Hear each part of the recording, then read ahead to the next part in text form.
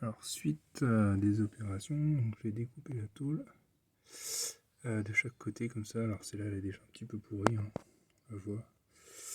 Donc le boulon tombe bien effectivement dans le vide. Donc c'est plutôt un gros écrou qu'il y a.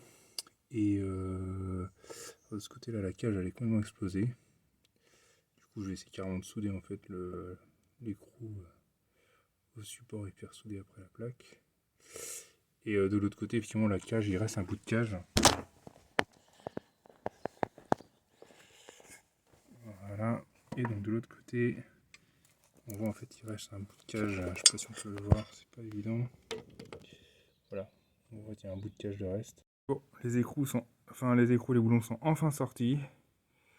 Bon, on peut voir que c'est sacrément rouillé, hein. Il n'y a pas photo. Autant là que là, hein. Enfin, c'est pareil partout.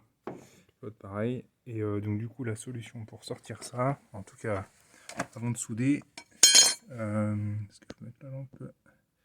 Voilà. Et donc du coup en fait ce que j'ai fait, c'est que j'ai mis une barre en fait, un petit profilé comme ça en acier.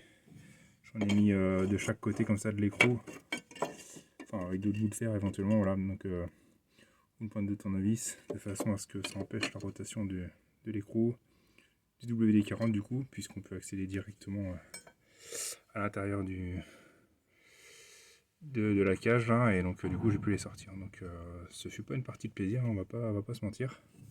Donc là effectivement voilà, la tôle elle est pourrie, donc voilà, ça montre bien effectivement qu'il y avait quand même une sacrée paquet d'infiltration dans cette zone. Donc bah du coup je suis sauvé, ça c'est cool. Donc il ne me reste plus qu'à repositionner l'écrou à l'intérieur, un petit cordon de soudure de chaque côté, enfin de chaque côté, là où je vais pouvoir en tout cas, parce que c'est très exigu, hein, quand on voit mon pouce, vous voyez ça fait à peu près 2 pouces.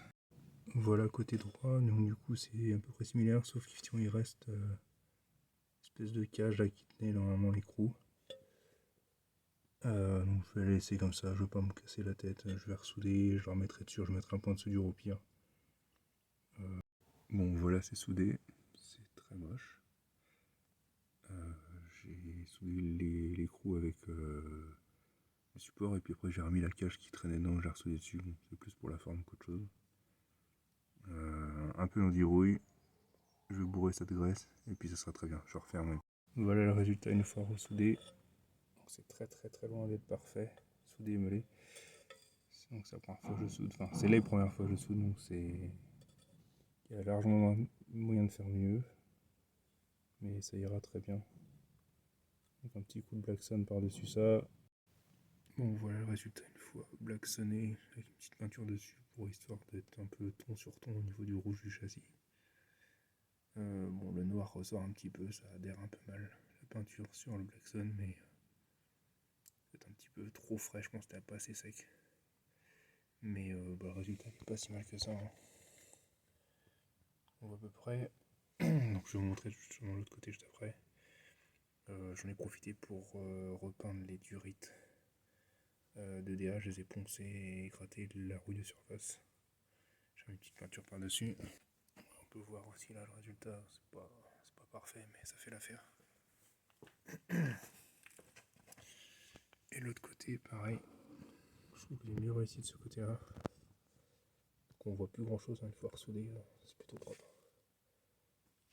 Donc comme je devais changer la crémaillère, bah je l'ai fait complètement tomber par terre. Je l'ai enlevé. J'ai repensé les quelques éléments de rouille qu'il y avait. Et puis du coup j'ai remis une peinture partout. Ouais, j'ai oublié de préciser. Donc, du coup si vous souhaitez un jour changer une crémaillère, donc là c'est sur une Polo 6N1, il faudra enlever les 4 boulons du berceau, donc de chaque côté ici et dessous le triangle. Il faudra également défaire l'anti-basculement, donc ces 3 boulons, un ici, deux de l'autre côté. Au moins desserrer la vis du haut pour donner un peu de mou et donc le faire tomber. Défaire l'échappement. Je vous montre ça. Voilà, dessous 4 boulons, enfin 4 écrous qui ont enlevé. Une couleur dorée parce que j'ai remis la graisse cuivrée pour faciliter le démontage plus tard. Et également la vis en dessous, je sais pas si on va voir, voilà, qui est ici là, en blanc, je l'ai pas encore mise, qui tient la tringlerie de boîte.